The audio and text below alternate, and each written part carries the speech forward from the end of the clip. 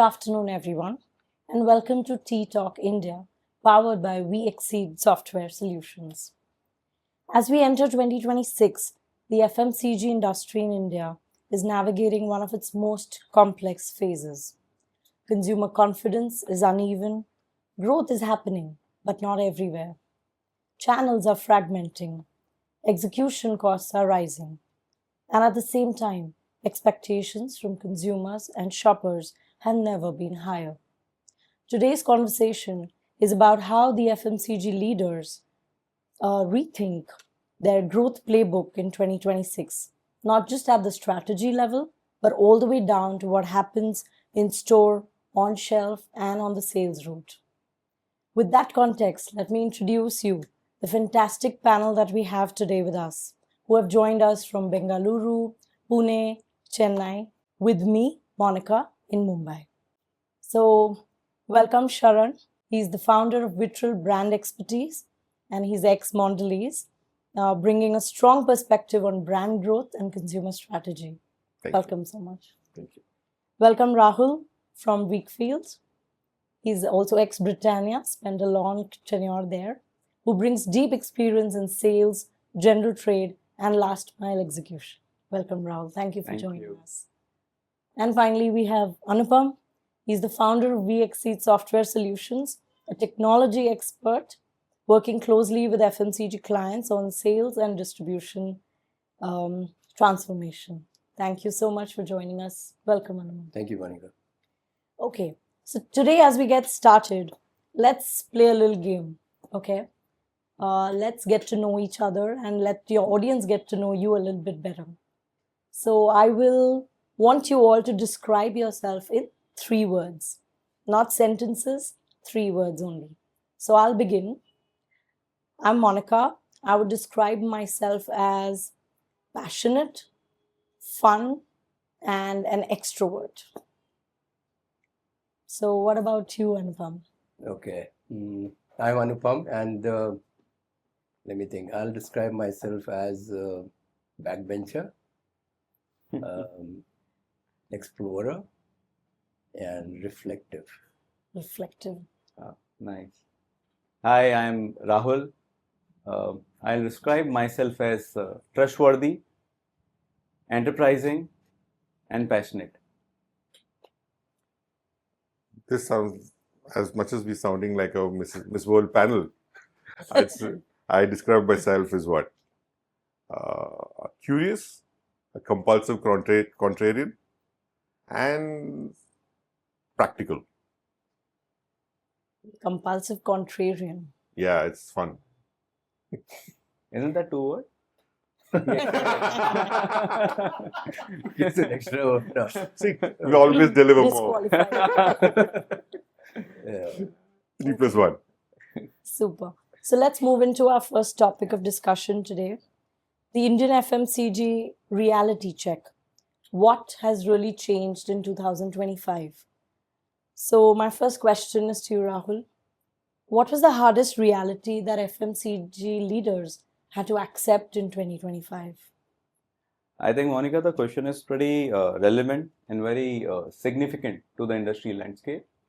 I think one thing which people have started to accept is that a time for accepting has come.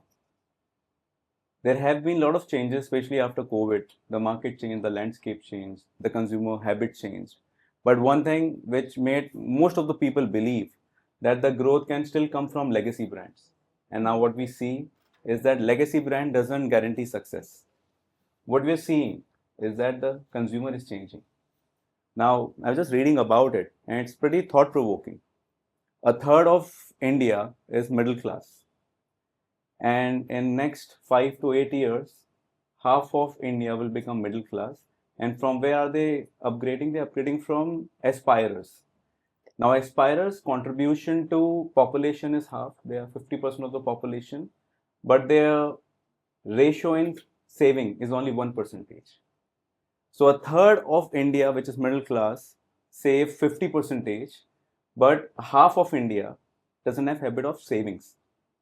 So when they become a part of middle class and they are moving up the ladder, they will become a part of middle class. The habits will not change. And when habit doesn't change, what will happen?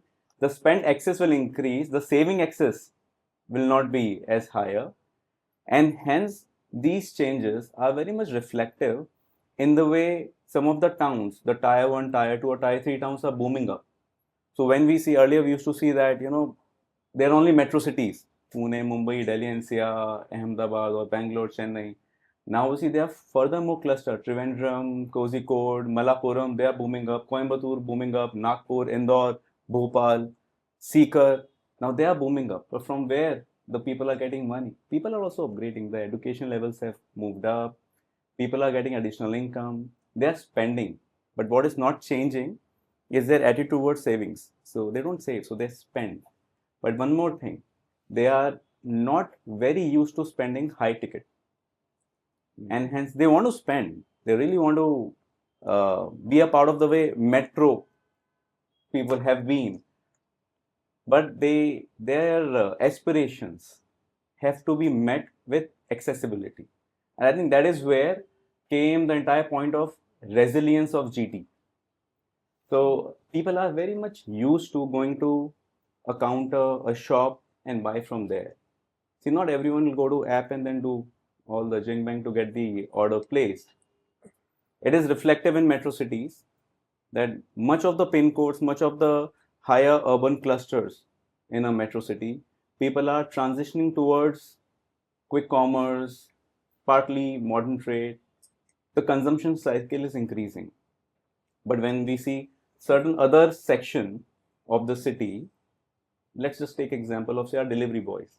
All the people who are delivering to us, okay, the delivery boys, they're also consuming somewhere. They are not buying from the quick commerce of the world, but they go to a certain store. They buy from there. Now that store is a GT store. So they are getting money, they are spending there. Now what we need to do as FMCG organization to understand that the metro city is not getting fragmented because of channels. It's just that the consumer is changing, their expectations are changing, and hence one has to ensure a very steady and a very nicely crafted route to market should be there, even in the metro city and in the smaller towns. Much of the people from where I said, the growths are coming in, and I spoke of aspirers in the middle class, the tier 2, tier 3, tier 1 towns booming up. As per one of the syndicated research, around 15 crore new households will be added. Tier 1 to tier 3 towns contribute to around additional 15 crore households. But that's a significant pie. And that is where the entire consumption landscape is changing. Now, when I marry all these things, what comes on the drawing board in the boardroom is that how to make it scalable. Now, consumer is changing, fragmentation is there, experimentation is there. Now, what do we need to do? And the hard reality is that it costs money. If you want to distribute, it costs money. We want to target a certain section of consumer. So like I'm saying, consumer is changing. Then we have to spend X amount here, Y amount there, Z amount there. So it is fragmenting. And hence what becomes very important is the entire execution excellence. That wherever we go as a brand, wherever we go with the best distribution in the cluster and make sure whosoever is the different set of consumer, they are getting all the choices there. But yeah, one has to be very much acknowledgement of the fact, one has to acknowledge the fact that the distributor community is not the same what it used to be. So when I am saying consumer is changing, we must know that some of these consumers are distributors also. Now the legacy distributors are over. Their next generation, they are studying, they are going to good colleges. They have aspirations to do something better, which should not be the regular turmoil of the way distributor work, right? And hence the next set of generation is not coming in distribution as much as it was earlier. So economics, how much return on investment is happening, are the kind of conversations are becoming difficult and complex with the distributor. And that is where it is now important for every organization to come out of not only legacy brand practices, but also legacy distribution practices and see what can work for the different market cluster, recraft the route to market strategy and go to the consumer. So what I actually spoke of is that this is the time that organizations has to accept the change has happened. Now let's change also. Right. Yeah. No, great. That was a very holistic perspective that you gave us of the year 2025. And I love the point Rahul made, because a lot of the mainstream conversation is only about quick commerce. And we in cities are talking, we have access to quick commerce. And we kind of living in our own little well. And it's still such a tiny part of the entire FMCG business. And the fact that Rahul said, if you want to reach your tier 3, tier 3, tier 2 customer, you have to build your route to market. But the catch is you can't do it like you did previously, just by dumping stock. Yeah. You've got to have a strategic angle to it and make sure the distributors is not your primary gateway. You've got to engage with them, make sure they're making returns. I think this is important not just for the new age FMCG companies, even for the legacy companies to understand how they've got to adapt their GTM plans. I think it's a brilliant point, Rahul. Amazing. Okay, my next question is to you, Sharan. Hmm. What surprised you the most about consumers in 2025? With consumers, I wouldn't say surprised, but I was more pleased with how consumers stayed sane. In the sense, with so many brands talking so much nonsense, most of them saw through what's happening. So when you have these brands making over claims saying immunity boosters and I'm giving you ashwagandha, and every brand's making it from the same factory. The labels don't change, but each one's got a different story to tell, and each one's building the founder story a lot more than the brand story and trying to make it personal. But you can fool somebody once. You can drive trials, but you can never get them to buy a second time if you haven't delivered. Be it the wellness wave or even your color cosmetics.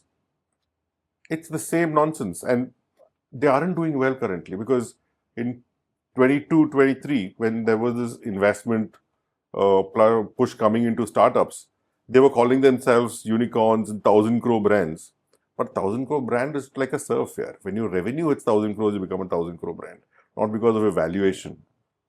And those brands were caught on the wrong foot this year. People refuse to buy again. And when people refuse to buy, brands are forced to behave. And the new age brands, a lot of them, were not sure how to react to it.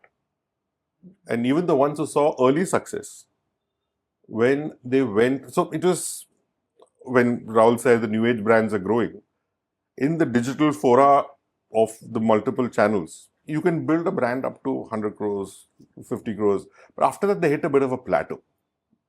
And when they have to go offline, the narrative that worked for them to sell online no longer holds good in the GT market, where they have to earn their right to win. Yeah. And they have no clue how to do that.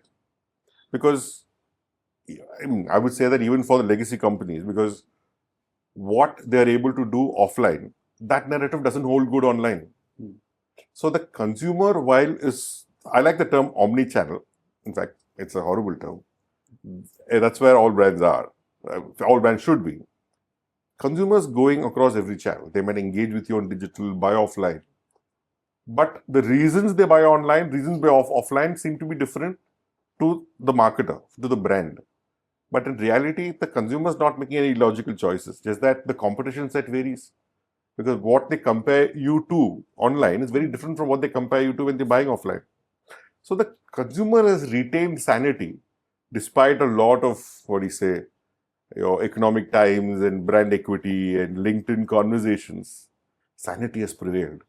And that is hope for brands. That's what I think was surprising and relief-inducing in 2025 for me. Very fresh perspective, especially your point about if you have to get consumers to repeat the purchase, you can't fool them. Exactly, you've got to deliver. Absolutely. Okay, over to you, Anupam. Yeah. Across all the FMCG clients that you see, how have companies managed value in 2025? So I'll keep my answer a little narrow in the context of what is expected of us as a solution provider to FMCG companies in India and other countries. The most expectation is about operational effectiveness and efficiency. And what we noticed in 2025 is that while there was a lot of surround sound around, they mentioned multiple channels, different ways of selling, different RTM strategies, companies stuck to the ground of, I think what was mentioned by Sharan was that, or Rahul, that the market execution excellence was still the dominant force behind ensuring that you are getting the right kind of growth, you're getting the right kind of profitability. Different channels, a different level of profitability. FMCG companies recognizing the fact that, hey, how do I spread my limited money in terms of which channel should I operate on? What is the consumer behavior, as was addressed earlier? I think that really sustained for the companies, and that is what made the companies keep to the level of industry average of growth. But wherever too much experimentation happened, there was a bit of trouble over there, because you tried many channels, you tried many strategies, RTM kind of got distorted. You want to try quick commerce, you want to try a bit of, you might remember some companies even tried consolidating the distributors, some tried to, distributors went on strike, it disrupted the entire distribution and availability of stock, which is very key for FMCG companies, because if you don't have it on the shelf, it is not going to get bought. So they kind of suffered in that area, but companies stuck to the core metrics, core dynamics, or core practices of in-market execution, monitoring that, ensuring your field team is on the ground, your inventory is stocked up at the distribution point for the right season, for the right availability. Typical metrics of availability, visibility, and activations, which were monitored by companies. What shifted a little bit was that there's a more expectation or need to have more real-time information about this. So it's not just about knowing how did I do last month. It was more about knowing how my market doing, how is my market execution, how is my team performing in the market today or intraday. And that's where some of the companies did much better in terms of using the IT, using the solution, using the bits of AI has got more and more evolved in ensuring that their visibility, their understanding of consumer behavior, the understanding of retail buying pattern, ensuring stock is available, shelves are stocked up, and also reacting in real time. So, for example, we work with a lot of beverage companies. Last year, you might have read or noticed that beverage sales were pretty down because of the weather pattern, right? So summer was shorter. Now, not much can be done about that fact, right? This consumption will come down. But when you're running a trade promotion for the B2B channel or for the retailers, you got to make sure that you are ensuring the right kind of promotion running for right channels. You're able to control the spend on a very dynamic basis. You're able to short close some promotion. You can extend that promotion. So companies who could do that were able to manage the dilution of inventory. Like, for example, beverage short life product needs to have, they need to run certain promotions or schemes at the retail point that allows me to dilute near expiry products. It's called best before date, let's say, right? Now, if you run very specific schemes for category of retailers where you see that visibility of inventory, or where you see the inventory visibility at the distribution point, you want to run schemes which will dilute the inventory very rapidly. And that's visibility of what is my inventory in the market, what kind of schemes I'm going to run the simulations on saying what will dilute, and effectively deliver that kind of schemes in the market and watch its performance to ensure that you're not either overspending or underspending. A lot of trade promotions are overspent in the market because there's no real-time visibility and control in when do you want to close it, how far do you want to run it, do you want to reorient the channels, do you want to shift from like grocery to chemist channel on the real-time basis. If that is not available, you tend to overspend, but the solutions and automation that is available today allowed companies to do that, have more real-time visibility, have more real-time control, have ability of managing these spends more effectively in the market. So that transformation we saw much more in 25 because of, like I mentioned, only one vertical called beverage. So whosoever had a good execution strategy, market execution strategy, stayed to the ground of what works, what has been working in past, I think they stay at the average or above average category sales level. and manage to monitor it more real time using all the tools that is available. That is something that we monitor in 2025. Amazing. It's great that companies that were able to use technology and monitor, as you said, could even be more agile and react faster. Super. Okay, now let's get to know you all a little bit better. Let's play a little game. I'm going to ask you 2 questions and you have to choose this or that. You cannot sit on the fence or give any diplomatic answers, okay? Quick one, rapid fire. Sure. Are you a morning person or a night person? Night person. Night person. Very early morning person. Wow. Email or calling? Email. Calling. Calling. Risk taker or risk manager? Risk taker. Risk taker. I don't really have an option. I end up having to manage the risk all the time. Okay, so manager. Expert or forever learner? Forever learner. Forever learner. Forever learner. And your company name has expert in it, right? Yeah, but I have to say this for political correctness. PowerPoint or Excel? Excel. Love Excel. I have a slightly longer answer, but I'll give you an answer for this. Choose one. I will choose. I'll tell you why. Because we had this running joke when I was at Mondelez. And in sales, you focus on your Excel. And when you come into marketing, you end up focusing on your PowerPoints. So I know people who came in from sales, and when you open PowerPoint, you know, when Office has this first time ever you're opening it, I've seen that happen to people. So what I'm doing now straddles both. But I would say PowerPoint. PowerPoint. Okay. Reading reports or talking to consumers? Reading reports. Talking to consumers. Talking to consumers any day. Super.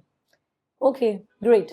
Now let's get into the question segment. Question to you, Rahul. Yeah. How do you see consumer polarization playing out at the channel level? Before I answer this piece, I would like to comment on the polarization part of the consumer. See, what has happened is that over the past, I think, 12 years or 13 years, India has changed quite a bit. The household definition, the way we used to say household, has actually moved to multiple households in one household. Point in case, earlier there used to be one soap or one toothpaste in the house for everyone. Now it is everyone, even the husband, wife, parents, kids, everybody has their own set of stuff. So, but when we lay it over, along with the research which says that the average household spends are not increasing. So what does it tell? Is that people are experimenting, trying, buying many more brands, many more products, and because the average spends are not increasing at a household level, so number of brands which are coming in are also coming at a price point which actually erodes the value of the previous purchases. So for example, if you're buying maybe bulk shopping of few things, now it gets divided into multiple products. And hence, when we see our washroom, when we see our kitchen, we see our refrigerator, what we see is number of brands. Yeah. And that's the point of polarization. And what we see is that everyone in the house, they have their own set of likes and dislikes, a very different extreme reactions to a certain taste, certain food pattern, certain product, even if it is non-food. Some wants a certain fabric conditioner, someone wants a certain way of washing the clothes. There are a lot of different ways the consumers are now expressing themselves. So this entire I part is increasing with the entire we part of the family, and that is where the entire play is changing in FMCG. And that is where I believe this polarization part, which you're saying that how does it impact the market? It is actually leading to a zone where organizations are suddenly realizing that some SKUs are suddenly not moving, but in the same market, in some other channel, the same SKU is moving. But why? Why? So, and then we see there's segmentation of channels within the same city. Like in the previous one I was talking about, the same city has got different set of consumers. Someone's buying from overly indexed on quick com, someone modern trade, someone grocer, someone neighborhood supermarket. Now, if someone wants a bulk pack, a big saving pack, is really the need there, or the need is I just want quick fixes option to my kitchen, to my washroom, to my food, to my snacks? and hence quick go and buy from say a grocer and or quickly top it up in quick commerce because there is a budget of minimum order quantity. So what it is leading to, and for the organization, is a very different play, rather different playbook for smarter assortment. And that's how it is playing up. So now organizations are realizing that we need to have a certain different kind of pack size or variants for certain channel, for certain markets. Initially, it was designed few years back to manage competition and the promotions and the pricing. Now it is more about managing the consumer, that if we really want to penetrate on the trial part, these kind of clusters within the same city from the distributor needs to have a different set of SKUs, and some needs to have a different kind of variants or brands. So that is one part of the polarization. The second part, which I see happening quite big, and that's very interesting, is the regional variants, regional flavor, the regional nuances are becoming far more stronger than the all India launch kind of a thing. So regional depth is outpacing the national breadth. Our legacy way of working has always been that you're launching a brand, you have a route to market, we go to so many outlets in entire India. Let's just ensure that we benchmark a particular most selling SKU and we supply or whatever we do our distribution there. It doesn't work this way now. Now it's all about whether you are relevant for that particular region or district. You're curating your distribution principles and product portfolio along with it. I'll give you a relevant example to this thing. In WeiKFiELD, we have got a brand by the name Faluda. Faluda mix. Yes. Now that's a ready to mix Faluda. You to just add milk, boil, it's delicious. But the same Faluda, which is, I'm from Rajasthan, and if someone say Faluda, I say Kulfi Faluda, Rabdi Faluda. I'm like, wow, yeah. But the moment we go to Tamil Nadu is the second biggest FMCG market of India after Maharashtra. And when you say Faluda, I say, yeah, what is Faluda? What is this? And then we see numerous outlets of Jigar Thanda. Now, Jigar Thanda is exactly very similar to what we actually prepare in our Faluda, but it's not called Faluda. Now, if we start selling by the name of Faluda and we coach our salesmen, they say, nahi. And I'm not saying in Tamil, but the point they say is that, what are you talking, man? This doesn't work. What are you saying? So we have to talk in their language. And what we have started doing, and one of the product which we are launching recently is that we have started adding certain local names to our product packaging, so that when they look into it, they say, okay, yeah, this is the same thing which we usually consume. And also I am seeing a lot of brands, at least at a regional level, they are working on their packaging, on the food shot, on the pack, to make it more regional, more centered for the person who's there, so they feel connected. Because the fact of the matter is that, Monika, all the packaging in India, it's in English. Now we talk about literacy, then we talk about tier 2 towns and whatever, rural and everything, and you say, you have to read in English, American dash dash dash, kind of a snack flavor. They don't get it. What they say is that hara, neela, or ye badi bottle wala. That's how they talk. So what very good brands, including us, are doing is getting the packaging in place to cue the color, so that we communicate the regional part to it, getting the food shots right, getting those food shots which work for that particular region, even if the product is same, have a different packaging, so that this polarization has to work in favor of the consumer and the organization. And hence what we believe and what we are working on is to have regional micro market playbooks, because it outpaces one size fit all national launches. It outpaces. So that's how I see the changes are happening. A smarter assortment, understanding consumer is different. Now it is not household penetration. It is within one household how much you're penetrating. Are you having the right set of SKUs by channel? Are you having the right distributor supplying to the right set of outlets by segmented assortment? And does your packaging and GTM connect with the regional nuances and not looks like it to pure India ka hai, mere se connect nahi. I'd love to add on to the packaging point. I worked with a client who makes rusk. and he competes with a lot of the local brands and all that. And he wanted to make his rusk a premium looking and wanted a black and gold packaging for his rusk. And we checked the consumers. Consumers were struggling to say the brand name. And they were buying it and they were calling it Pila Wala Rusk because the packaging was yellow. I said, don't change the packaging color, that is your brand. So that is how people recognize your brands. But I have a question for Rahul. Yeah. When you say this number of brands per household have increased, right? Does it also is it a frivolous trial that's being triggered by the younger generation, or is it also proving in retention for the legacy brands there?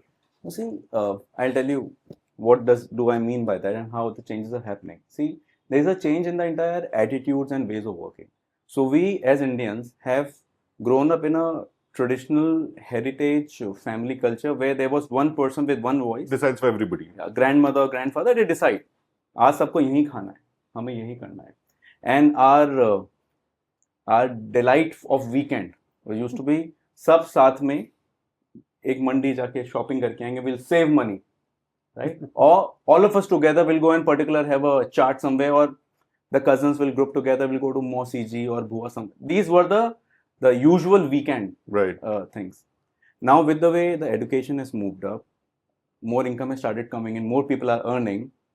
So entire dependency on one voice deciding for all is moving to, now we can also have a little bit of our own choices. We can see for ourselves, and we are busy in our life, and hence what people are doing is that they are discounting those habits of which were having a lot of time consumption into it. For example, convenience is coming in. So kahan ghumne jana hai, we have to go to hill station, we'll go to Manali only, that's why.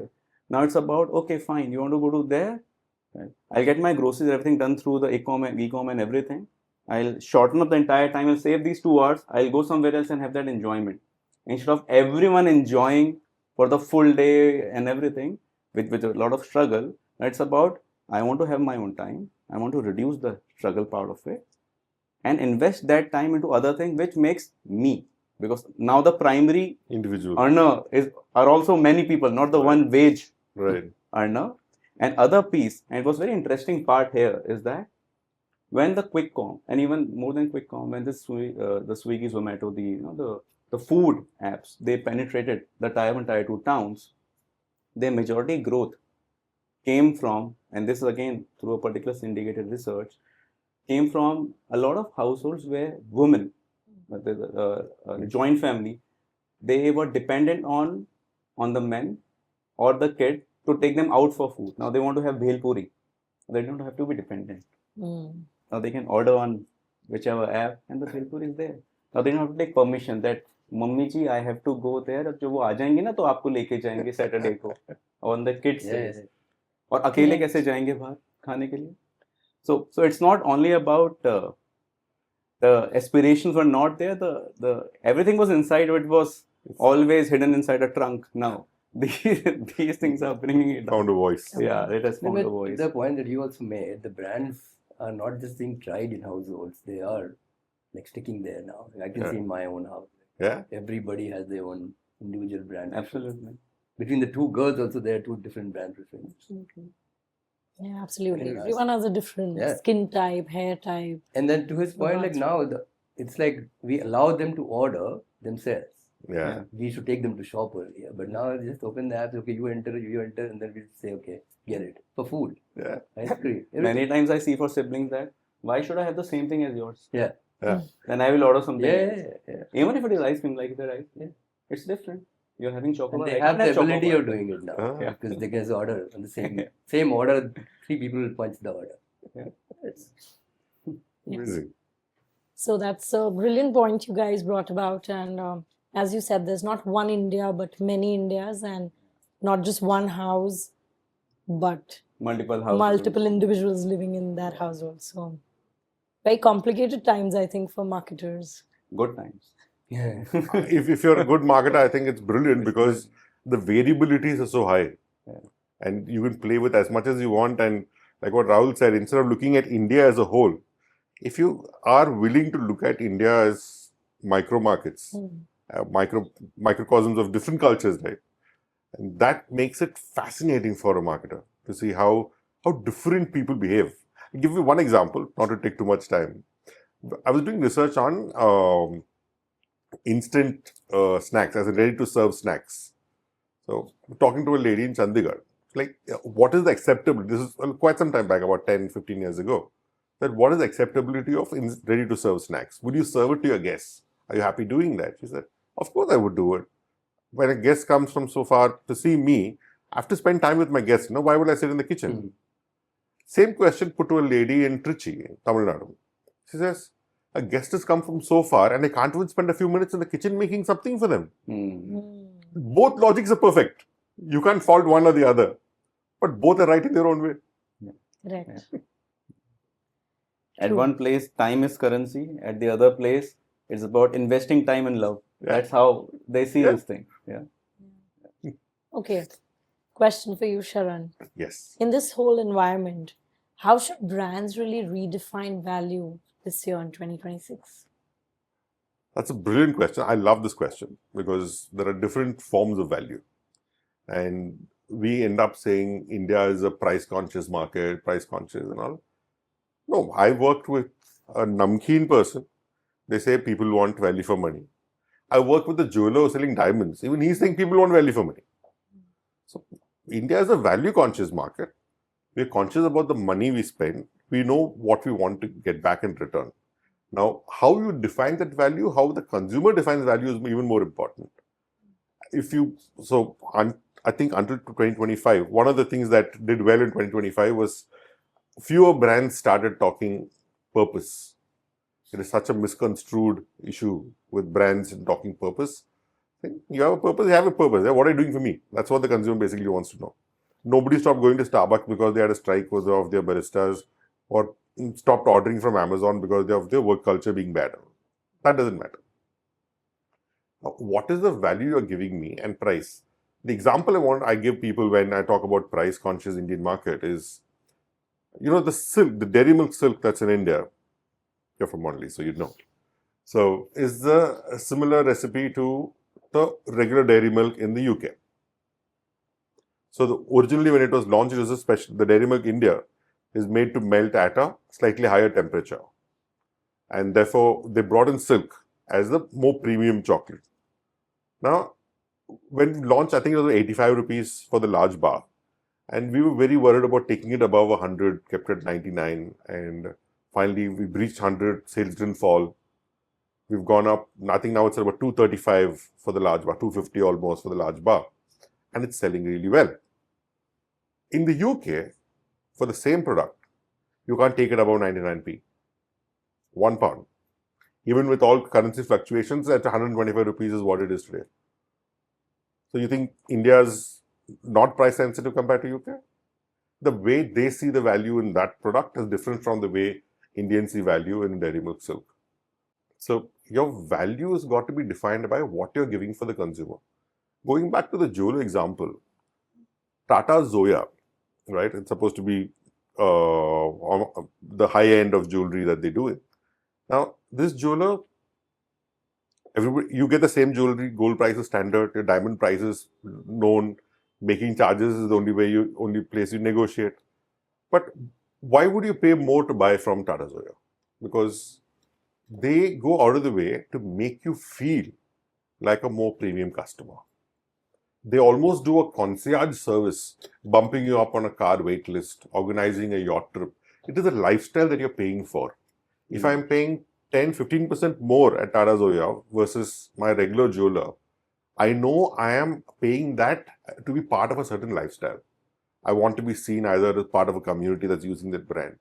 Now, a lot of brands today who are premium or consider themselves premium are doing so by looking good. That doesn't work. Just because you look good, you don't become premium. And value, so like what Rahul said, in quick commerce, you have different products that are selling, and increasingly, the higher priced products are going to quick commerce and the lower price going to GT. I think that's a very wrong way of classifying the products. Because even on quick commerce, there are people who buy your Poppins and Rolo Cola. Yeah. And there are On people who, impulse. yeah, The impulse, yeah. yeah. So impulse, what is the value of impulse? That's another question, right? Because when I started my career, 5 and 10 rupee was considered impulse. Then Snickers came in, sitting at the cash counter in modern trade, saying 35 rupees at that time was a Snickers bar. I think that was impulse. Then Orbit came. I think 50 rupees is now impulse. Now quick commerce is made 200 rupees as an impulse today. Absolutely. So what is the value you're getting for this impulse? You have to satisfy the value, not just in product terms. Is this the best I can offer you at this price? Because there is dignity in value. The modern trade in India is today boiled down to 2 major retailers, right? Now, one versus the other. So one offers you value. Now, when you go after the value retail, they are very clear about what they want to offer their shopper. It is price discount. They don't want you to give something free with it, because the operational cost of mapping those free items to your product, making sure it's available at the point of checkout is too tedious for them, and they don't want to put money behind it. They want to do price offs, is pretty much how they want to do. And they limit their assortment. That's how they maximize the volume that they do. And for the shopper, nobody goes in there looking for a great shopping experience. They're going in there for value, and a lot of Indians take pride in working hard to get that value. The deals and running through the crowd, pushing people, grabbing stock. Now, people believe they're getting a deal that way, which is great for that brand. Now, imagine a retailer who is saying, I'm giving you the most premium products and has that kind of a shopping experience. It wouldn't match. So what is value for one person here is seen as value in a different way for another customer in another store. And for all we know, it could be the same shopper going to different places and having different experiences and willing to pay for those experiences. So whether you're selling a service or a product, you are in the experience business. If you can deliver the experience and if you can deliver value to your customer as they see it, not as how we see it, then your value is justified. Brilliantly put. Okay. Our next question is to Anupam. How do you think data and AI can really add value to the brands in 2026? So I'll pick up from the point that Rahul and Sharavana were making, that it's no longer one household, one brand, one category, and so on.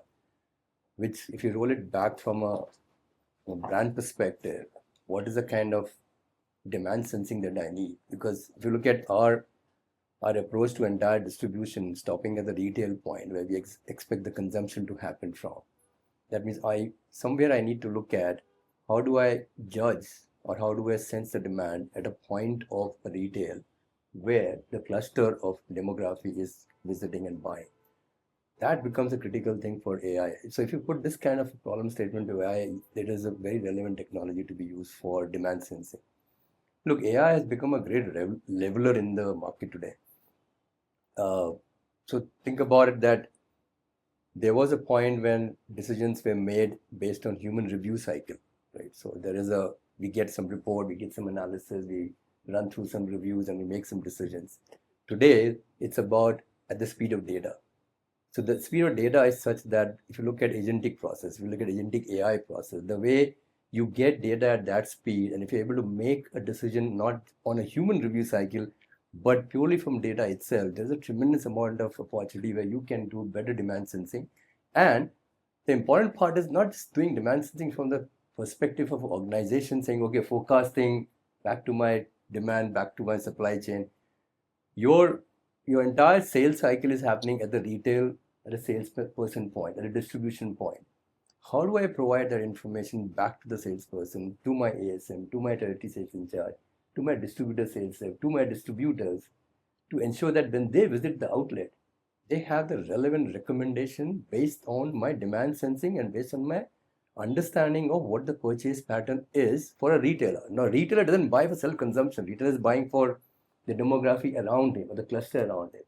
If I can sense that, then I can make very real-time recommendation to the salesperson, to the distributor, to the person visiting the outlet, and make sure the right stock is available, make sure the right recommendations are done.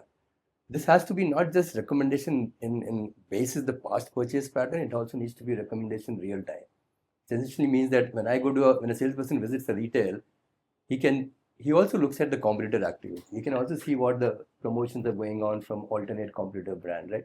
What does he do with that? Now, obviously, he can't make a decision to saying I'm going to give you a promotion, but that information triggered in real time to somebody who is making a decision can result a feedback to be given to the salesperson in the market. You think that information goes instantly to the decision makers? Yeah. Wow. So what we do, for example, is that now there's a whole architecture of building event mechanism. So anything that is entered on the mobile is real-time triggered to the visibility and then to analytics. Wow. So you can really see in the market what a salesperson has done, what order, not just what order is created, what he can take an image of a shelf, right? And you can see what the competitor activities are. You can see the price tag, you can see the promotion activity. Take the information, run it through a decision cycle. You can, if you put an agentic flow, you can actually do a decision over there. You can say, run a promotion right now. Take another scenario, like I talked about beverage industry earlier, right? Same thing, dilution of inventory. Doesn't need to be done manually. Today, what happens is that, so when you look at agentic and AI processes and data coming together, currently what happens is, you look at the inventory, somebody analyzes it and so on. You don't need to do that manually anymore. You run an agentic process which says that, okay, this is my stock, which is about to expire. What do I need to do? The next agent process will be, I can trigger a promotion. The promotion gets created. It gets to another process which does an approval based on budget allocation. There's another process which says, okay, now send this information down to the salesperson who's in the market right now. That's the level of data and AI integration as well as availability which is there now. So this is in our view, what we are seeing is a huge leveler for new brands, because you are no longer dependent upon so much of data gathering, so much of analysis to be done at the distribution point, collect the secondary sale data, collect the primary sale data. It doesn't need all that.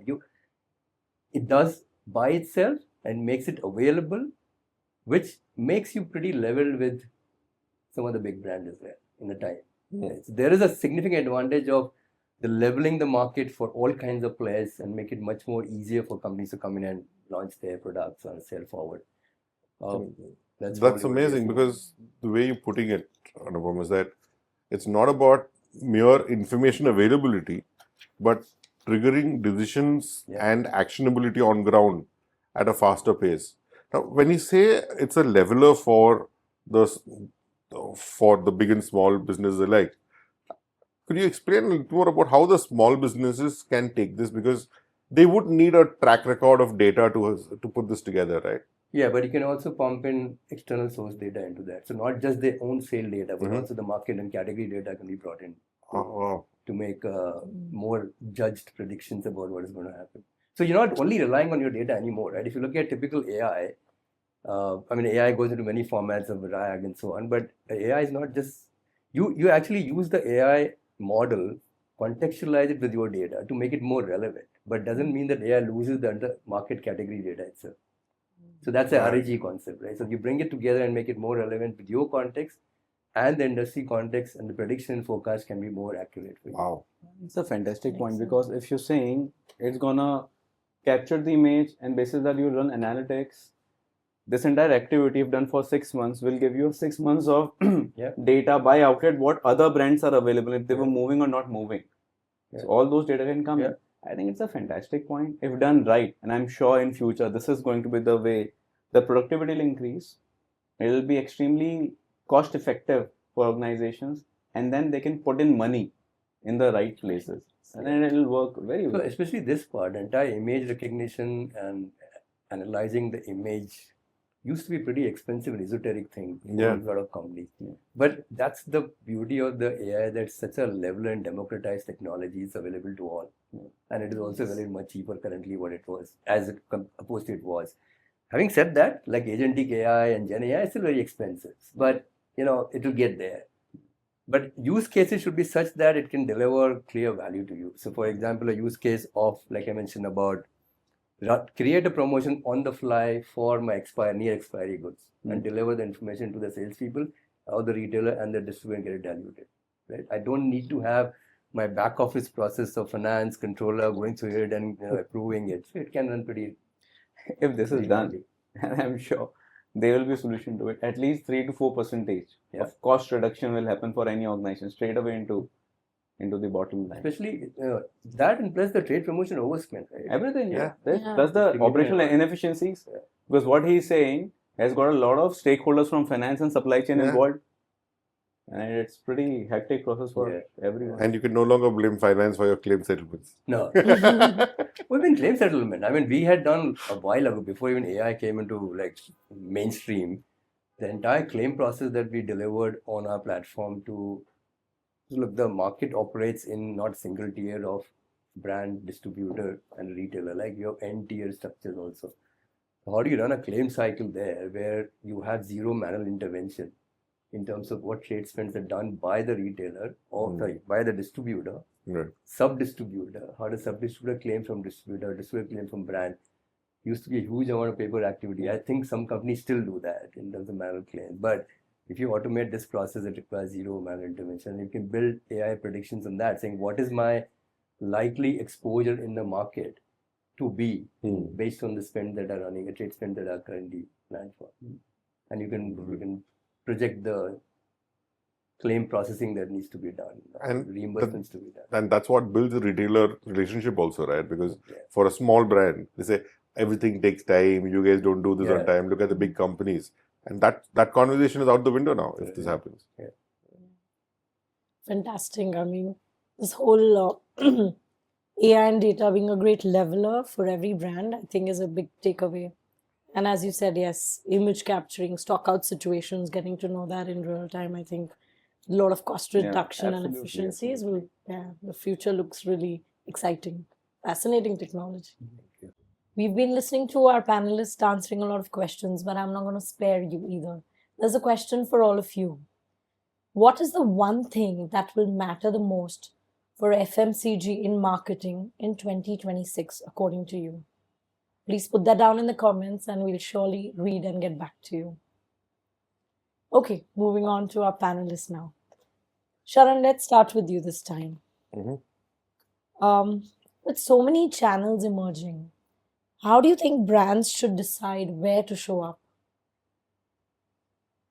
It's an interesting question because today we talk of a lot of D2C brands. And that concept is just a little mind-numbing to me because we've had different channels all through. We've had brands that sold more in a pharma channel. We never call them a pharma brand. So what happens when you call a brand by a channel is that you limit the brand scope and the way you think about that brand. Now, D2C as a concept was pretty strong in the US because the retailer clout was too high. The retailer decides whether you even get to see consumers or not. So you start online. But in India, most of the brands that are D2C, very few sell properly off their website. They are selling via e-commerce and quick commerce platforms and call themselves D2C brands for want of venture capital language. But the truth is they are digital first brands. As we were speaking earlier, we said consumers are everywhere. And if you choose to be only in one channel, then don't you want the rest of the consumers? And Rahul said in the beginning about the emerging population is in the tier 3, tier 2 cities. And quick commerce and e-commerce too is there, but it's got its lag on delivery. But for these emerging consumers, don't you want them? And if you want them, then you've got to be present there. From what I've observed, even with some Nielsen IQ data until about 4 or 5 months ago, was that a lot of the modern trade and e-commerce share is now going to quick commerce.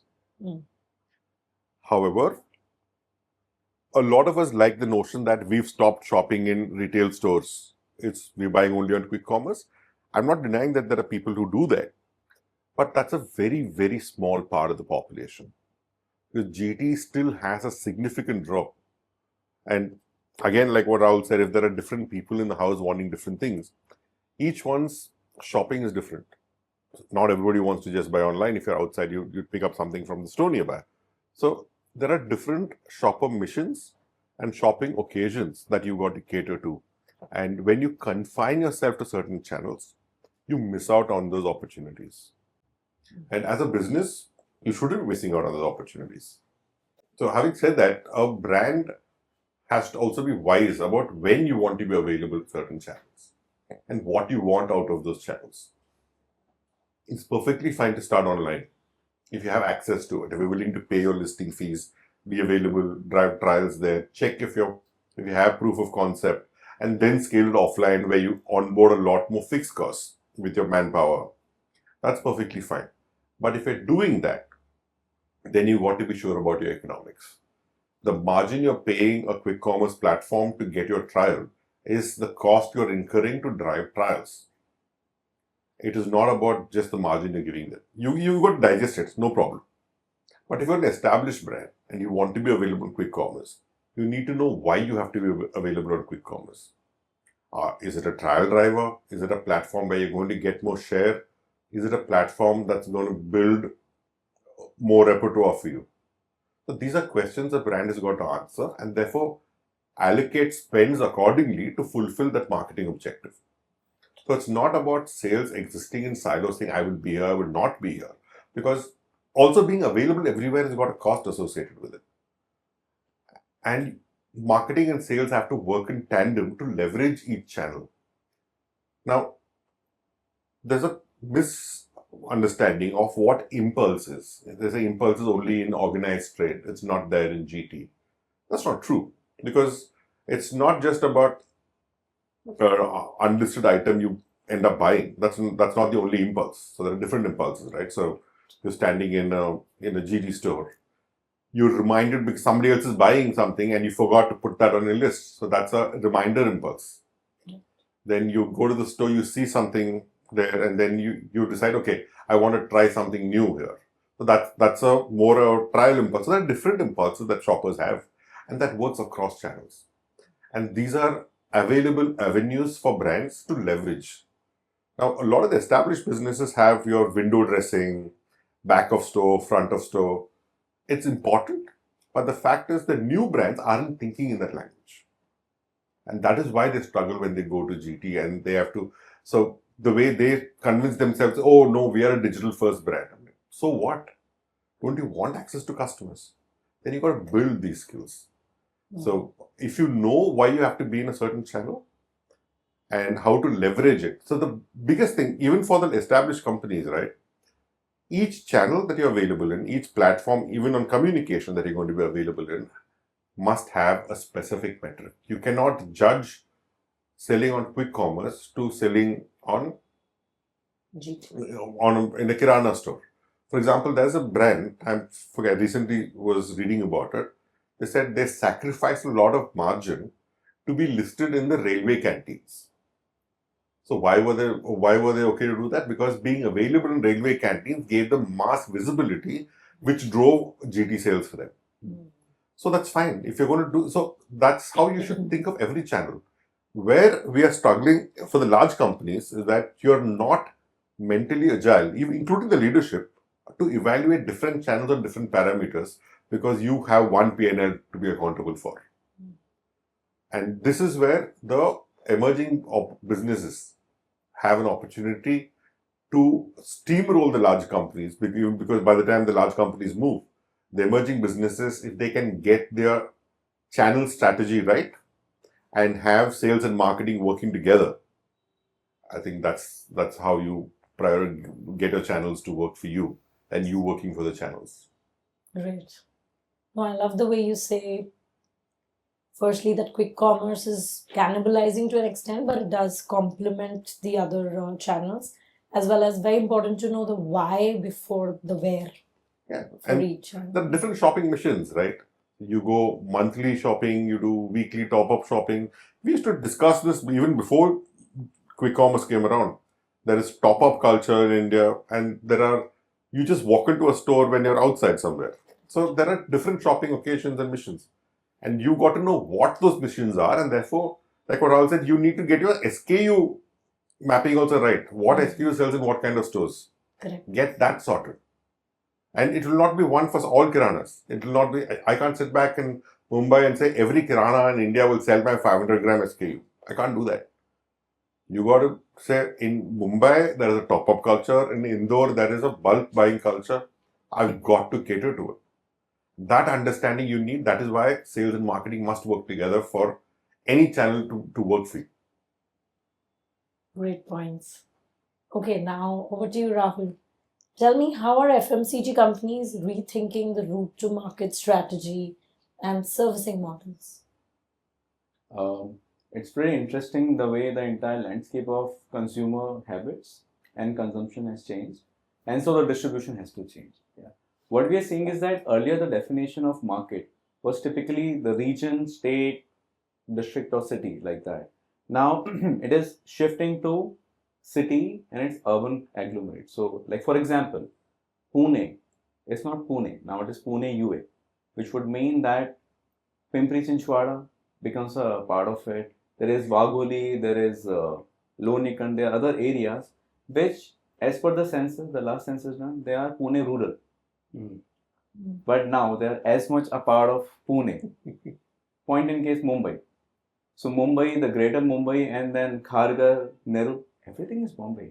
Everything is developed. So what companies have started doing, and I know a few organizations have really recrafted their distributor network basis that. It is basis the city UA, the urban agglomerate cluster, and then redefining what should be their manpower spend, how the team headquarters should be designed, where they should be stationed, and where should be the distributors.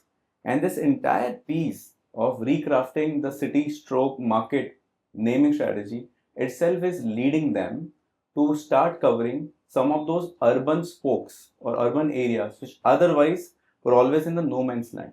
For example, and given we are in Mumbai, I'll take example of Kharghar and outskirts. A Bombay ASM will not cover Kharghar or Dhanu, dur hai. But it is not upcountry or rural market that someone in the far outskirts of a Thane upcountry district or something will cover it. So there's always this challenge that this is a part of a certain border. Who will cover it? Now, when the entire naming gets corrected, when the clustering becomes important, then the segmentation becomes simpler. So that's one part. The other thing which organizations are seeing, and all those who are recrafting their RTM, I must suggest everyone to recraft in that manner, is that see the city is not metro city. The city is not an urban city. The city has got multiple clusters. It has got high rises. It has got those middle class. It has got slums. It has got urban dwellers. It has got transit population. There are different clusters inside the city. Now, basis that the entire route to market segmented approach has to be there. So there will be cases that a particular cluster in the city is being supplied by 3 different distributors. It has to be. The one will be specifically for the small kiranas and a many grocer stores. One could be those high-end modern trade supermarkets. They need a different kind of servicing. They need a very different kind of credit, a different kind of frequency of supplies. And there could be some other distributor who's only specializing in institutional supplies, only for canteens or bakery or particular institutes, because there it's not about the number of bills a person is transacting, but what volume they're supplying in a particular time limit and with frequency. And hence the entire definition has to be, the entire RTM definition has to be seen from the angle of multiple clusters within the city. So it is okay for an emerging brand or even a mid-sized brand not to cover the entire city, but capture the clusters, the right wards, which matters, the right upcoming area, which matters. So you capture the right population. So like people say, so weighted distribution is going up and you don't have to be bothered too much about the numeric. Yeah, I'm not saying weighted. It is all numeric. But actually you fish where the fish is. The point is that everything works at cost. So you are deploying a salesperson, you're hiring an ASM, you're hiring executive, you're hiring salesmen. But where they should cover? Now Bombay, only Bombay city has got 95,000 food outlets. Now they have to cover 95,000 food outlets. The one has to be a top 2 or 3 FMCG company in India. Yeah. If you're not there, which majority will not be there empirically, then what you will do, you'll select the cluster, which is the right ward, which is the right area where I should first go. In that area, which kind of outlets I should go, the right profiling of it, keeping in mind that along with the high rises and the pedal road, there are slums also. So, service sabko karna hai. What should be the SKU mix? Now, when all these things are being put together from the real RTM definition per se, what is the consumer challenge? The consumer challenge is that their aspirations are not made available. If I talk about certain pockets in metro cities or tier 2 or tier 1, tier 3 towns, aspirations are there, but there is unequal access. People want to bathe in luxury soap. It's not there. See, like you were saying about the great leveler on the technology front, the entire Instagram and the YouTube, they are a very good leveler. Yeah. Absolutely. Because a person who's 18-year-old or a 25-year-old, they are seeing reels. No matter where they are. Yeah, they are. So their aspirations are there. They also want, okay, I also want to have this burger. But from where? Now they have to go to some BFC, Brother Food Cafe, because there is some KFC is there somewhere else, because they don't have options. And hence what brands have to start doing, build their distribution to make their aspirations available, A, available in the store, B, at a price point which is common and affordable. And hence the entire point of affordable premium is actually picking up. And what we see, You spoke about this, right? Access. give access to the aspirations of the people. Yeah, so for example, we are right now here and you want to have a hot chocolate. Yeah, we are okay to spend. I think issue is not about spending, but where is the hot chocolate available right now? Now one has to go to a particular certain cafe for hot chocolate. What if the same thing was available at a 10 rupee? But it's not about 10 rupee in a sachet format. So there is a hot water, you put it and you're okay. We are, as a consumer, we want hot chocolate. We are okay with it. As a consumer, we don't have issue, at least in India, for water. There is no issue of water. At least when we go to, say, abroad, there are challenges, you have to buy water. Water is there, then what's the harm in getting these? So it becomes, so I will not be ordering from online right now. What if it was down there, I was carrying with me? So which means the right SKU, the right market, consumer understanding becomes important so that aspirations become accessible. It's not only about the how much a person is earning, but the brands need to understand how aspirations are segmenting or fragmenting. So things should be available for that. Now for doing all these things, economics becomes very important. Right. What is your cost to sales ratio and cost to serve for these things? In my mind, and basis my experience, I believe, and that's what we are tracking, is that there are two things which organizations should now focus on. What is the cost in quick delivery, the turnaround time of the orders from the market, and B, collections from the market. If these two things brands are able to serve for, the entire challenge of distribution gets really resolved at the root level.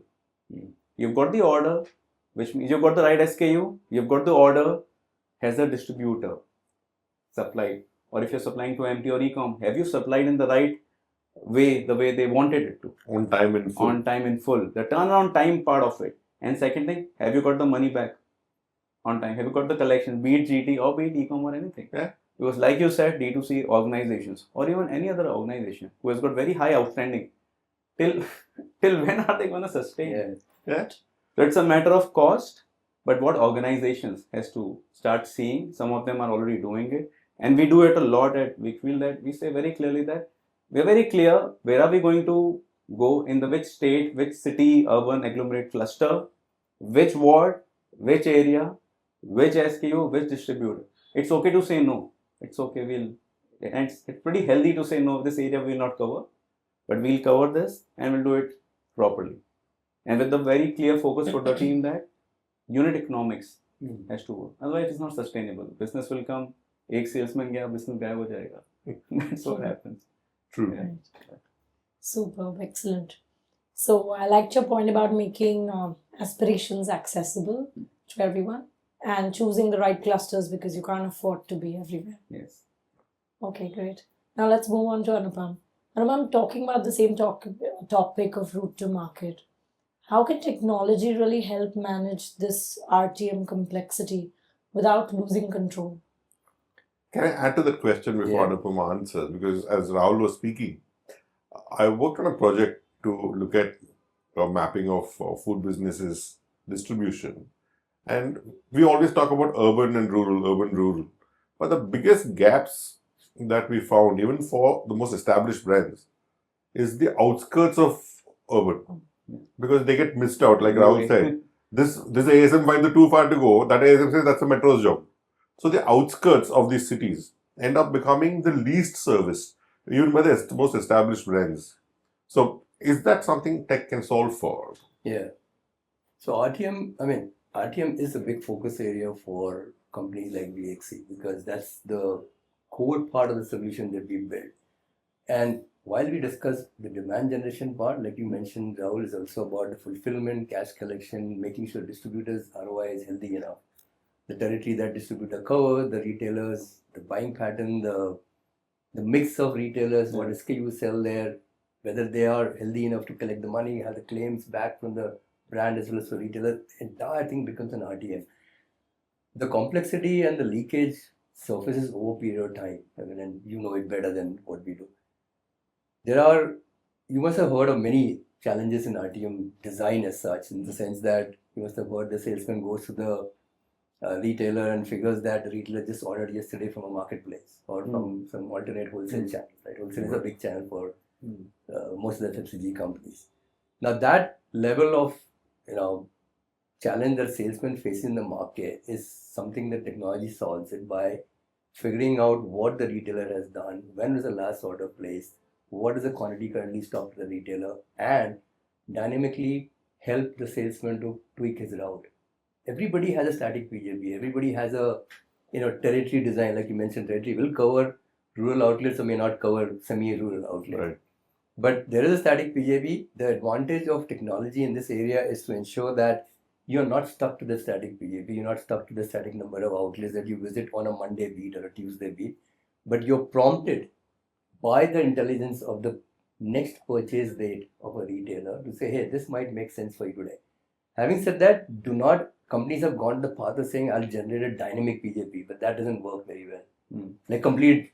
Like every Monday, the guy sees a different beat and that doesn't work. The salesperson has a certain level of loyalty or certain level of engagement with the retailers, prefers to go back to that area. But out of my 30 outlets I'm visiting today or 40 outlets that I'm planned to visit, if I know for sure that these 5 outlets just ordered from a marketplace, I would drop it from my today's journey and position myself to do something else in the existing outlet or visit some other 5 outlets which are likely to buy today. But where does the salesman get the information? That information comes from the entire AI that the companies like us provide. So the recommendation is not only about what the retailer is going to buy and what quantity. Recommendation is also about what outlet to visit today. So you have a dynamic PJP. Dynamic routing incremental, not completely designed. To your point, now RTM, as all of us are discussing, is not just single channel of salesman visit. Right? There is a e-com, there's a Q-com, there is a marketplace, there is a we are one of the pioneers of launching something called as a B2B platform where retailers can directly engage with the brand and order without disrupting the distribution supply chain. Now, the moment you open up that channel, retailer actually has the ability of making ad hoc ordering. This also disturbs the cost to serve for distributors. So how do you organize yourself to handle multiple channels of demand capture or demand generation and make it in such a way that you're not disrupting the entire distribution supply chain and not increasing cost to serve of the distributor as well. So this is a challenging part, but technology helps in that in terms of designing, saying you can actually, to the point that you mentioned, you can actually now simulate the entire RTM design before you even experiment with certain territory design, distributor territory, retailer territory, and so on. There's tons of information available to just do a RTM design even before you launch the product or before you even expand to a certain territory. Now, there are a lot of other examples that we have come across. I mean, some of the interesting things of dynamic RTM. Now, in fact, it's not about dynamic route planning only, it's dynamic RTM itself. So, for example, thing that you mentioned, if the stock is available, then it will get consumed. If there is a demand, then somebody will consume it. So, one of the markets that we are not in India, but some other markets where there's a dominant van sales, and we launched this B2B with the company, the question that the company had was, what is my van seller? van seller is like a mobile warehouse, Hmm. right? So van seller goes to the market with a predefined PJP or kind of rough PJP. Typically, van sellers do not have a very definite PJP, but they know the market that they cover because they are like entrepreneur salespeople. The question bounced to us was that what is the definition of a van seller? Is he just carrying inventory to sell to the retailers, or is he like my mobile warehouse? If he's a mobile warehouse, if a retailer places an order today, can I not route it to the nearest van seller?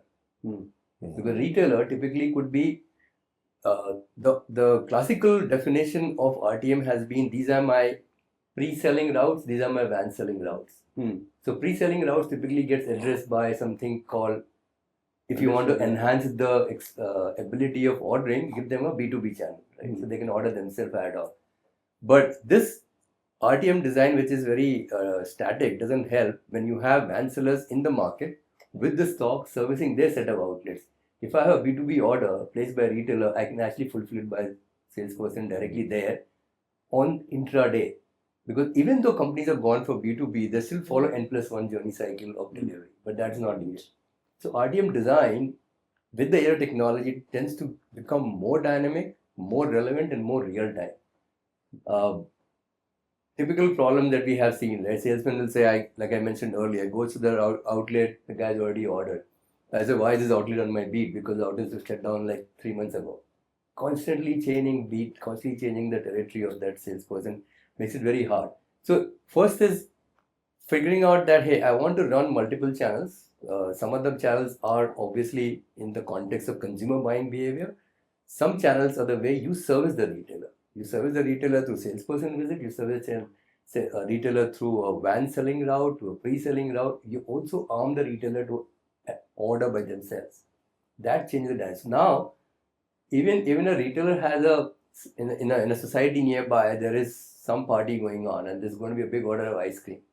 If the retailer is going to wait for the salesperson to come on Wednesday to take the order and bill it, or he has to call the distributor. He doesn't need to do that. He can just place an order on his own mobile app. So that entire construct of RTM to ensure there are multiple, what you were mentioning earlier, the term that you don't like, omni-channel demand, but omni-channel servicing of retailers is important.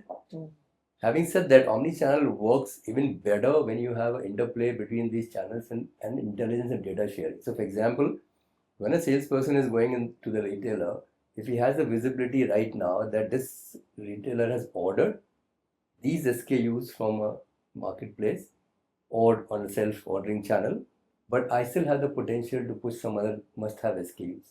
So he will create a shopping cart for the retailer and push it to the guy's mobile app saying, why don't you order this also? Because there's some scheme going on, there's some promotion going on.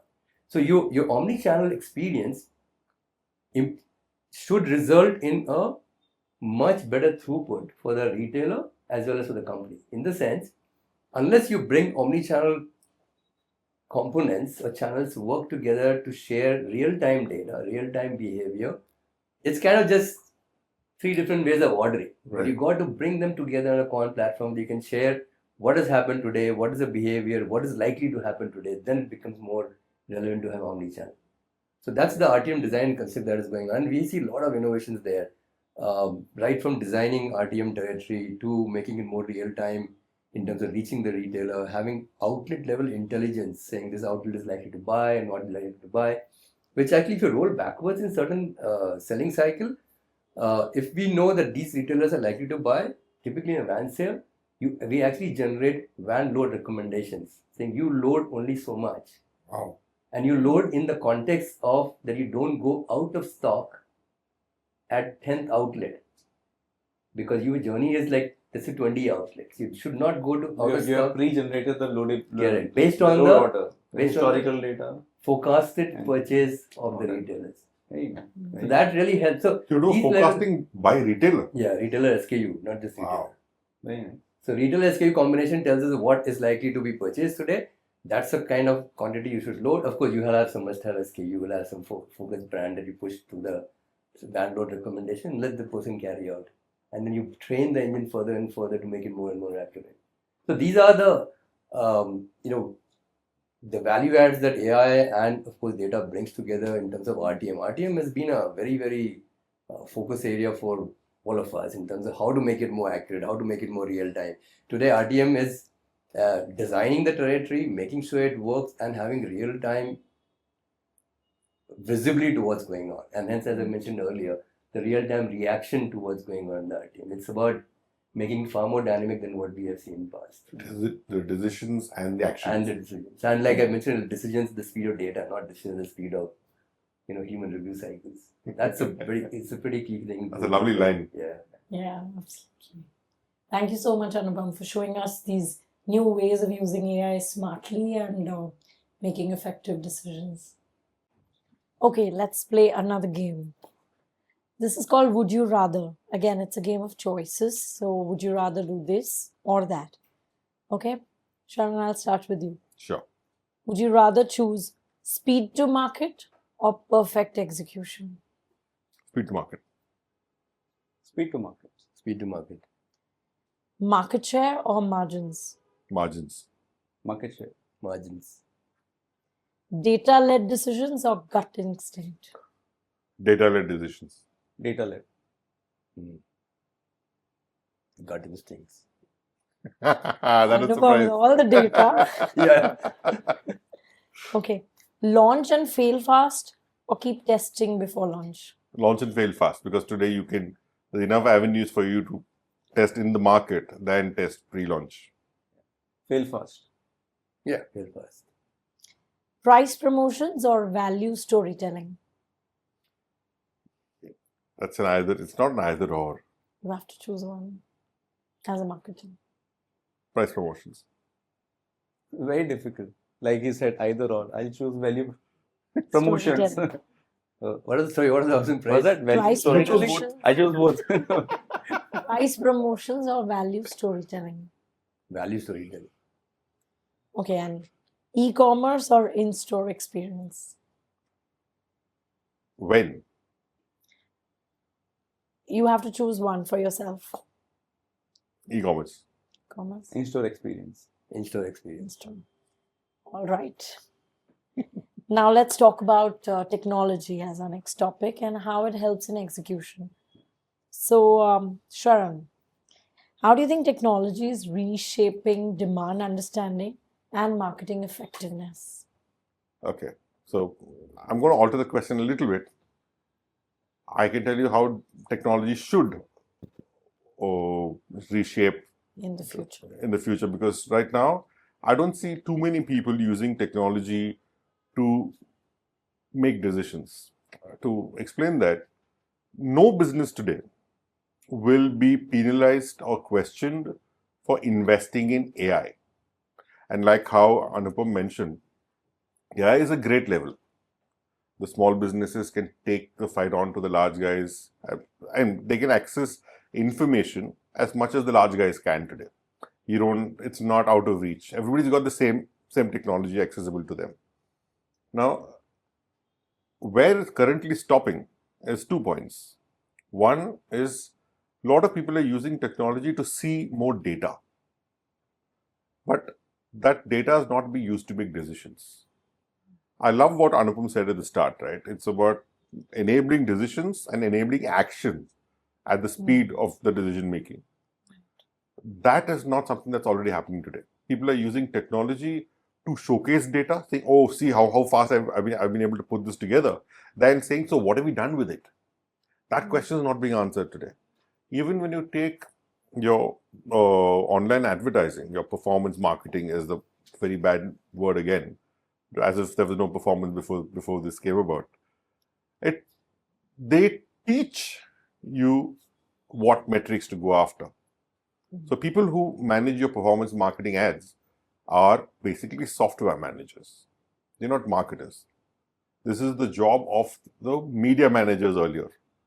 And the media managers were a lot more involved with the channels themselves directly, so they knew what's working, what's not, to help you allocate your media money. Here, it's the algorithm that's teaching them what to do. And algorithm is not in favor of the business. Algorithm is in favor of the platform. So I was working on a brand for biscuits, and they said, "Oh, check out this! This has got so many likes," and that had nothing to do with biscuits or the brand, because they followed one viral song that was going on, And they wanted to keep repeating that. Now, marketers need to be aware that virality and this vanity metrics don't take you anywhere. They don't give you business. And because marketing is refusing to impact business is why a lot of marketing budgets today is getting cut. And marketers are losing relevance in the boardroom today because they're refusing to impact business and they want to go after these vanity metrics that the platforms want you to chase after. If you have a business context, if you understand what your brand is, understand what your consumer need is, then you can take the right action with the information. Now, I'm covering two aspects here. One is your information on sales that technology can give you and how you are able to put communication out. And what communication enabling you is to talk to different kinds of consumers across different channels like we spoke about in the way that they need to be spoken to. That is not something that I see being leveraged today. So if you can take the data, take the information, use it for decision making, then showcasing, and take your platforms and use it to reach consumers the way you want to reach and make the platforms work for you, then putting your brand in service of the platforms. That is when technology will enable greater sales and marketing decisions. Great. Amazing. All right, Rahul. Yeah. What technology actually helps the sales teams and what doesn't? See, one important part to look here is that all the sales strategies are made in boardroom by one of the finest intellectuals from great institutes and everything, nice presentation, super analytics, and then it is left for the salesperson to execute, the field salesman. It is too much of an expectation from someone to carry the analytics of what to see into action. And this disconnect actually creates a lot of trouble in many organizations. What does the field person, eventually the executioner, which is your salesman, has to be equipped enough, armed enough with data and answers which can solve his daily riddles of the life, right? And not the great strategy and how it will done. Point in case, there are many reviews which happens and which goes into such depth of analysis and stuff, takes away the entire juice from the body of that person. Says, did you not know this shop had not bought this SKU for so many months?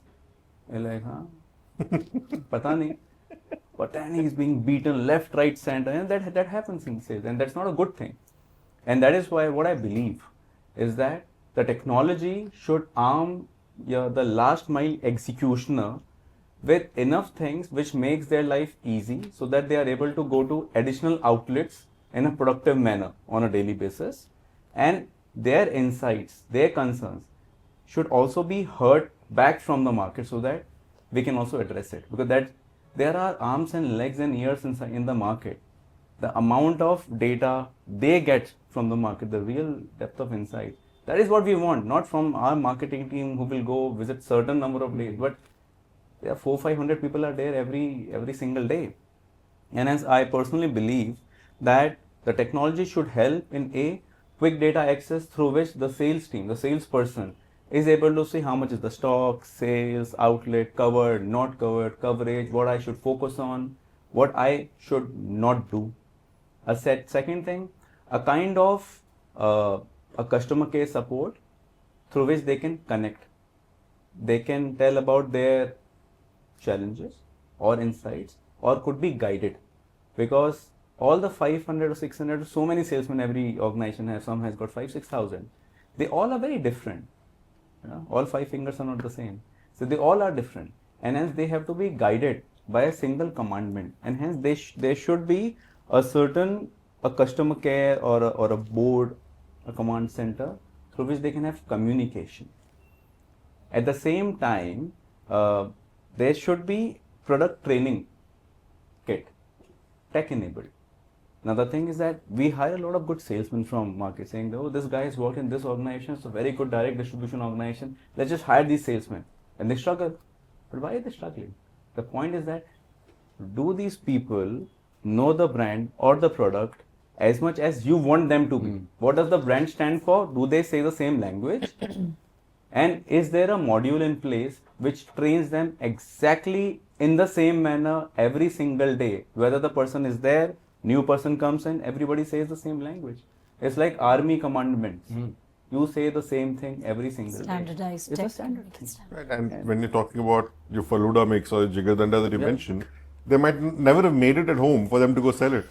Correct. For them to realize what it is. I think that's a very, very valid point, especially in your category. And the tech should also make their life easy. At a real time, they should know how much I have earned my incentive, MTD. Mahina khatam honga, I'll get something. How much I have earned. What is the status of my reimbursements? What is the status of my expenses? When can I get it? Can I download my pay slips? And how to access PF? So these are real ground level challenges where they struggle. And I'll tell you one of the things which we have done in our organization. We have actually established a command center. It's like a telecalling booth, like a setup. And the ratio is like 90 salesmen is to one person. And there is a standardized army commandment equivalent calls which connect with them at specific time of the day, through the day. Initially they felt like it's policing, but now they feel it's like my friend calling and telling me, listen, you have started, but today you have skipped the beat. You have jumped some of the outlets. No ma'am, actually I will cover them. It was closed. I will cover them once again. Okay, but remember, today drive is happening on ABC. If you do, you get little extra money on that. Yes. And towards the last week of the month, they start asking questions. Now they can't do reverse calling. They will get a call. Yeah. It's clear we have to also cut down the level of harassment and other things can happen when the direct call happens. So whenever they get a call, they say, now ma'am, can you please tell me how many outlets are left for me to achieve this incentive? Wow. How much is left for me to do my whatever and other things, which ideally who should do? A sales officer should. Right. But if a sales officer is supposed to do only these things to say 1:8 ka span hota usually for people, then when will the person work on productivity? We want our executives to work on productivity with the salesmen. So they will work on productivity, the call center will take care of the conversation. Right. So we are trying to cut down around 20% of the daily call time of a salesman with our executives, so that they only work in market, and that time saved can get into additional outlet coverage. And this is helping us. And I'll tell you, in the last 1 year, 2 months, we have been able to increase our productivity by 4.3 outlets per day. Wow. Additional. Wow. Because we need to release time. See, my belief is that output is amount of effort into productivity.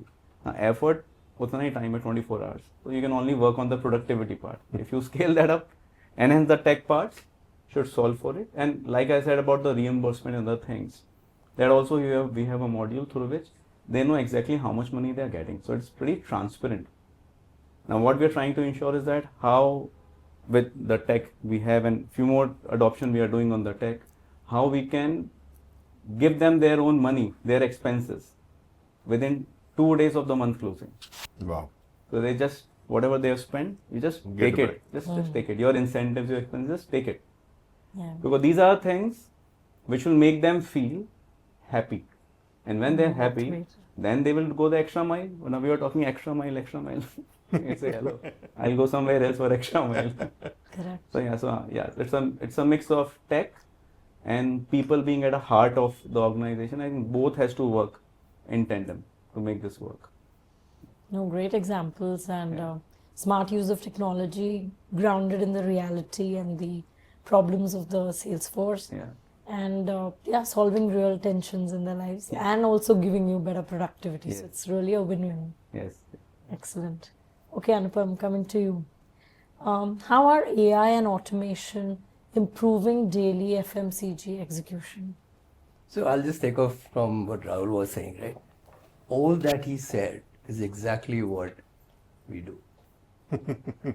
Short answer. Wow. So all of it, I mean, and even more. So in terms of how AI, so let's come to the AI part later. The base technology of ensuring that the salesperson in the market has got the right input.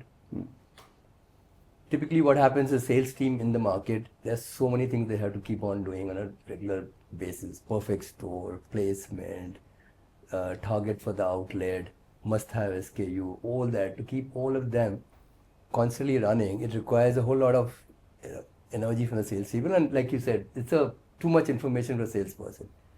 Break it down to smaller parts. Break it down in consumable chunks. Today, what we do with AI technology is that we actually create what was used to be done as a daily morning brief. The daily morning brief does that at the distribution point or like your command center. Gate meeting. Gate meeting. So gate meeting does a review saying by salesperson saying what are the beats, what are the outlet, what are the must-have SKU, what are the promotions running. All that gets converted to a textual information or a either readable or a voice for the salesperson on the device. So you break it down. You don't need to give too much information, like you said. Start the day with some brief. That brief itself is AI generated based on a lot of parameters. It's a parameter of, like you said, a salesperson might need specific coaching. So we know that from past data where the salesperson is doing well, what are the strengths and weaknesses, which day are good for him. We even find out that, hey, typically your Friday is very good for you for whatever reason. What happens? Right? Then on the extent of saying targets is the achievement, clearly these are like simple things for AI to do, saying that look, your target, your where you are on the target at a SKU level, at a total sales level, at lines for productive calls or whatever KPIs you have. It says, okay, you're on the day 15th of the month, you achieve so much. So much is your run rate. If you continue like this is what you'll achieve. This is what your incentive will be. But you can do ABC. That excites them. That excites them. Say, okay, if I do ABC more, I will achieve my target earlier and my incentive will be this much. And that prompt comes from the AI saying this is what you should do. So pick up this SKU for this outlet because this outlet was buying but has not bought in, let's say, last 2 visits. There's a potential. Either it's gone out of stock or there's a competitor activity, but position that. This particular SKU for this category has got a trade promotion going on. Now, for a salesperson, remember all this information is pretty hard. He gets his daily brief on the mobile itself. As he starts the journey, of course, he can keep on doing it. Then he comes to a customer. When he makes a visit to a retailer, he gets a retailer-specific brief, which is exactly the details of saying what the retailer has been buying, what is the frequency, what is the drop size, what is the likelihood to purchase. There are selling stories given to the salesperson to use that in terms of, hey, there is a loyalty program going on for this retailer, but not for the retailer, sorry, there's a loyalty program going on for this category. This retailer, based on the current purchase for this month, is already 20% into the loyalty program but has not enrolled. So use that. So you can nudge him. Nudge him to sell the loyalty program. A lot of other selling stories. So this makes the salesperson life much easier. You're trying to remember so many combination of trade promotions, loyalty, my own targets, my incentive. It's just too much to bite for a salesperson. Yeah. And that brings it together. So what if even end of day briefing? Now what happens typically, end of day briefing happens again with the supervisor or somebody, right? The end of day briefing also is generated by AI to say that, now look at the sales manager's dilemma also. There are some 10 people to talk to, let's say, end of the day, and now he has to remember what are the things that each one has done, go through the report. All that gets pre-processed, presented to the supervisor saying, by salesperson, hey, you got this 10 salespeople or 20 salespeople reporting into you. Not just looking at report of what is sales done, visits done, time spent at each outlet, time spent in the market. That gives only some brief. But this will generate the overall context of how the visit has gone, the day has gone. What are the specific pointers of any coaching needed by the salesperson? Where, like you mentioned about this SKU, this outlet has not bought. Why? He doesn't have to ask that. They will know. And not only they will know, but they can also help the salesperson saying, you should try and position your next visit this particular SKU and what is the reasoning behind it. Even the AI generated feed. So if you look at all the AI that you and I are also consuming has a reasoning related to it now. So when we make any kind of nudge, any kind of recommendation salesperson, we give a reasoning.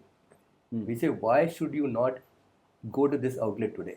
And the reason is because just ordered. Why should you go to this outlet today for whatever reasons? Why should you recommend this particular shopping cart, a basket order to the retailer? Those reasoning, the same reasoning is also carried forward to the sales supervisor at the end of the day, saying what kind of training or coaching is needed by a salesperson, what kind of a briefing has to be done so that that person is aware what to do next. The person could be doing well in terms of nudging him forward. there are gamifications on the mobile app to encourage more, saying, hey, you are achieving this. So you do gamification at team level, you do gamification at individual level. So you're constantly making him feel important and constantly giving him that extra edge as a human being, saying, hey, I have done 5 orders today with 20 plus lines. Right? I'll say, okay, I'll give you a badge. Nice. And you put him on a leaderboard for the entire team. So these are the technology enablers, just so simple nowadays. The brief part is a little more AI generated, but rest of them are available. The summarizing the information from a daily visit and converting that into an end of day brief, or using the past data and patterns to generate day brief for the route level and customer level, is very significant AI benefit that comes to the sales team. Amazing. When you said gamification, it just struck me. People talking about Virat Kohli's chasing capability. He's able to chase because he's able to process information different than the others to say which bowlers are left, at what run rate should I go at. And you're almost talking about giving every salesman this information so they know how to time their chase right. Yeah, the run rate is available. Even the prediction saying if you continue at the run rate, where will you reach? Right? So do a little more extra thing, and you might beat the run rate and achieve your target or exceed the target. Coming back to the other part, which you talked about, the whole command center, what we call as control tower. This is need not necessarily be manned by a set of people. I mean, it's good to have, but the information that you deliver to the command center or control tower in our case is real time, as I was mentioning earlier, about visits, attendance, for example, to begin with. We are working with a company in India which has got 11,000 salespeople in the market every day. At that scale, you can't have call center doing that. Not only that, people missing. Even if 60% of people are in the market attending to the sales visits, it's good enough, because if you go below certain threshold level, you might just not be able to service the market and generate the demand. Now, can a zonal manager or a territory sales in charge have this visibility saying who are my salesmen in the market, salespeople in the market, what is the attendance, what is the typical pattern of attendance? Does it start at 9:30? Does it start at 8 o'clock, right? What happens? So if I know the pattern, I know on this particular day there's some variation. Why is it happening? I can initiate a call to somebody, or I can initiate even message. So what we have also done, or rather in the process of doing it, is creating a collaborative community or a chat within the sales team. So now I don't need to have this call and you can just, chat with the salesperson saying what is going on, you're not in the market, or hey, one of the typical problems that we have seen in CPG companies is that, well, all the tech is available, but you'll still find that a lot of order booking at a retail point happens sub 2 minutes. You can't do any order booking sub 2 minutes, which means the salesperson has sat under a tree and booked all the orders under the tree, right? So you correlate this information between the time spent at the outlet with the geocode validation of the outlets and visits, and say, okay, what is going on, and then build a coaching mechanism, not policing alone. But you can do interventions in terms of policing, because these are real-time data available on the graph and chart and so on. And that runs through the analytical part, which I mentioned earlier, to generate certain trend and patterns for the sales manager.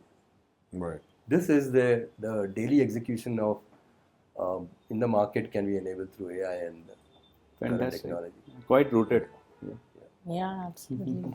I'm sure our viewers also learning many new things, and especially at that scale, right? Like you said, 11,000 sales force. It's humanly impossible to do that. So great that AI is helping us with that. It is a force multiplier, and if used correctly with the right set of partners. And also remember, agentic AI all requires, it's not a one-size-fit-all model. You can't have these productized versions very easily done. You've got to work with a partner who's willing to evolve and get embedded into the business, because when you train these algorithms, it has to be in the context of the data or the category or the sector that you are in, not just ChatGPT and enter it. So we have another question for the audience. Please put your answer in the comments, and we'll sure be reading all of them. What is the one fundamental thing to be successful in the FMCG industry as a player in India in 2026, according to you? All right, back to our panel. Let's start with Rahul now. Rahul, why do you think, why does execution excellence on core SKUs matter more than innovation in 2026? See, core SKUs, they provide solidity. So they provide sustenance. Innovation sparks novelty. And the entire set of core SKUs, it's not about having an excellence on core SKUs strategy. Core SKU itself is the foundation of any leadership or foundation of any organization. And there are also those cash cows which actually funds experimentation and other risk-taking abilities for innovation. What if there's some operational misfire which happens, right? Only the core SKUs can take care of that. And hence it becomes even more critical with the way I was talking about in previous sections, that consumer is changing, the tier 1, tier 2, tier 3, aspirations are very different. Aspirations are there, accessibility is not there. We have to have a smart assortment. All these things bottle down to only one thing. Whatever your core is, what your brand has been known for, is something which the consumers aspire for. The tier 1, tier 2, tier 3 people and those households who want to get a pie of the same kind of love which, say, metro cities have, they want to go there for your core SKUs because that's how your brand has been made, right? And hence it is important that brands continuously work on strengthening their distribution, their accessibility, their connect with the audience, with the consumer, so that this remains their key feature. And whatever other things are to bring the novelty or building those additional platforms of conversation with consumer, those could be done side by side. And hence, excellence on this part is extremely important. And I firmly believe that for any organization, especially the legacy ones, protecting the turf is far more important in the current time. And for the new age brands or the regional player or mid-sized brands, being strong on their core is important, because in this entire midst of experimentations, multiple brands coming, multiple flavor tastes coming in, to fight without your core nature will make you one among many.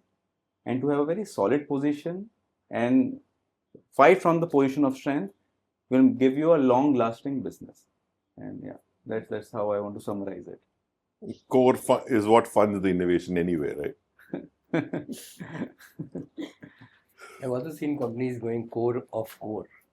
Core of core. Yeah. Core So of from a very focused strategy for certain short duration, this is the core of core. Mm.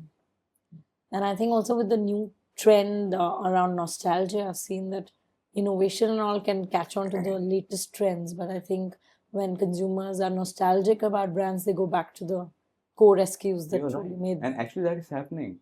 I was reading it somewhere. The Gen Alpha, the part of Gen Z, the younger Gen Zs and the Gen Alpha, they are constantly connecting with their mother and saying, "ये कैसे होता था?" in terms of religion, mythology, culture, tradition. And that's where you see these millets and other things coming back.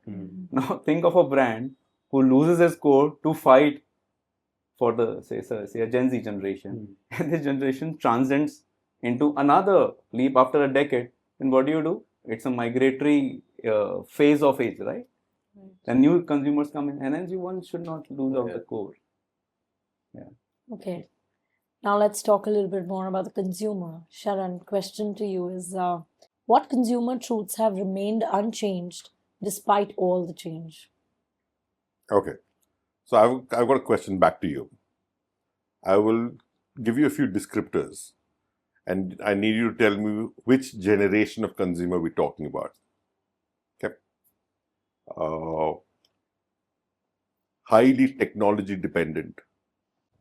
And they're very, very independent. They want to balance a perfect balance of life and work. They are not willing to give up their life just to be working all the time. The increasingly children of divorce, very low on reading habits. Who do you think which generation do you think this talks about? Between Gen Z and Gen Alpha, one of the two, but you said work-life balance, so then maybe Gen Zs. Okay. This is your definition as per the encyclopedia for Gen X, the MTV generation. The millennials. Even before the millennials. Oh. Because certain aspects of the consumer doesn't change. And everybody in our youth, however long ago it was, behave the same way. Because we have seen our parents work hard. Because that's the only version of them that we see growing up, right? So I don't want to live like them. I don't want to put all my life into work. I want to have a balance. Every 18 to 25-year-old has it. And then life catches up with them. So when you say Gen Z is doing this, Gen Alpha is doing it, it doesn't mean that they're different from the generation before us.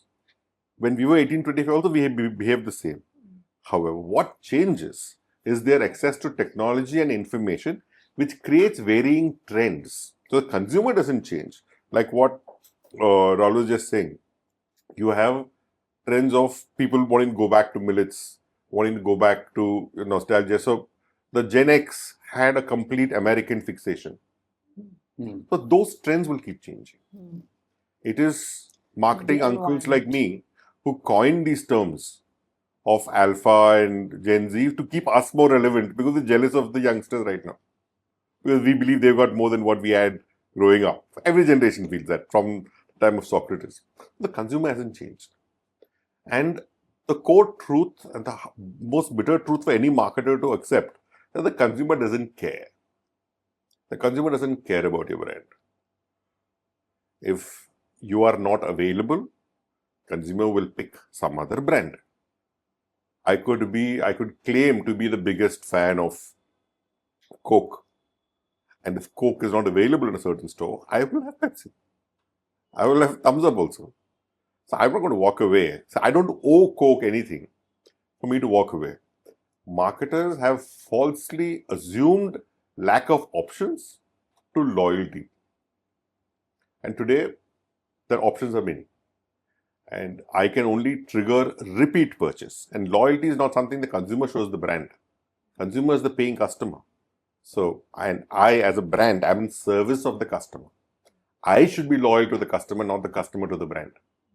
I should ensure that I'm available at every place, at every time the customer even thinks of buying my category. I will be the first one to go and serve the customer. And the more familiar they get with me, the easier I make it for them to buy me is when they will pick. So loyalty is a myth. Loyalty is what the brand needs to demonstrate, not the customer. And the only way the brand can demonstrate loyalty is by being available at the right price point, at the right store, the right place for the right shopper mission. But that said, for a business to become a brand, they've got to be consistent. And when you're consistent, consumers end up being forgiving of the brand, even when you make mistakes.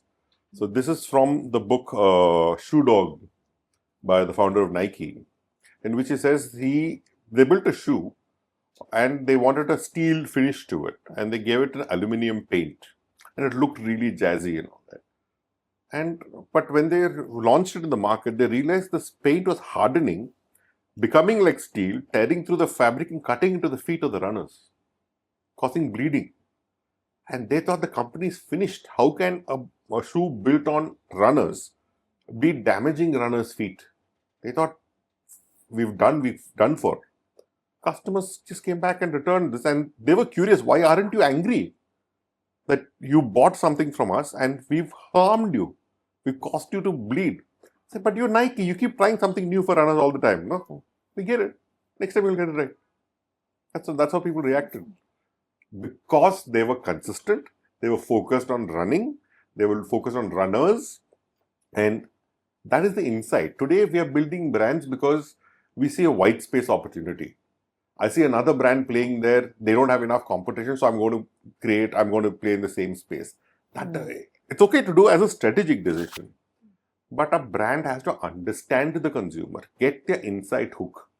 Once you get the insight, and then you're able to deliver value to address that insight, as in the problem statement, and you're solving that problem for them, and continuously solving the same problem for them, no matter how bored you get with it.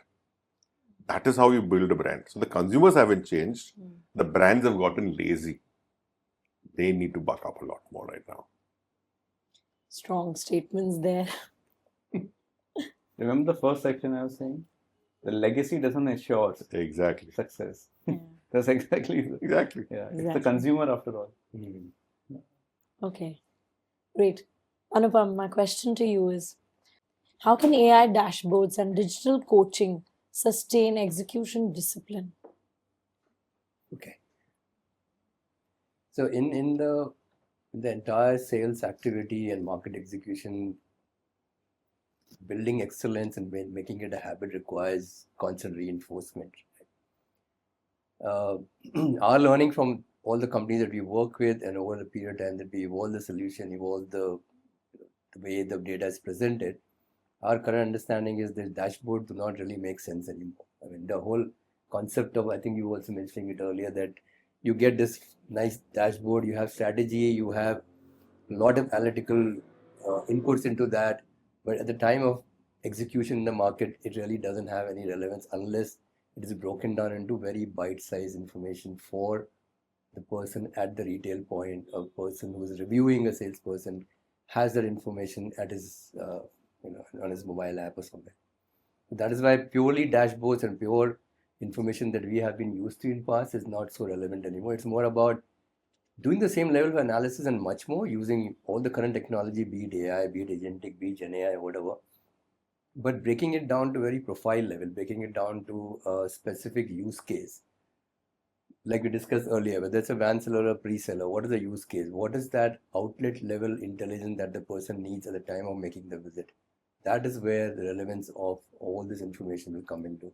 And that is where even currently it is so. It is no longer just about publishing a dashboard to a salesperson. He or she is not going to look at the graph and pie charts and so on. So take it down to a level where it is very, very meaningful. It is very nudging in nature to any profile and profile specific. That is where it will make more relevance and sense going forward. All right. So thank you so much to each of our panelists for great inputs throughout the session. And finally, to wrap up, I would say that the whole conversation that we had today was simple but powerful. It's taught us that growth in FMCG India in 2026 will not come only from doing more, but doing the right things at the right places for the right people consistently and smartly using technology. Ensuring there's deep consumer understanding, smart channel choices, disciplined execution, and technology that truly empowers people. So, once again, thank you, Anupam, Rahul, and Sharan, for being with us today. Thank you, viewers, for joining us. And please, we will be looking forward to all your comments and answers to our questions for you. Thank you so much, everyone. Thanks, Monika, for Thank being you. a Thank you, great Monika. moderator. Thank you.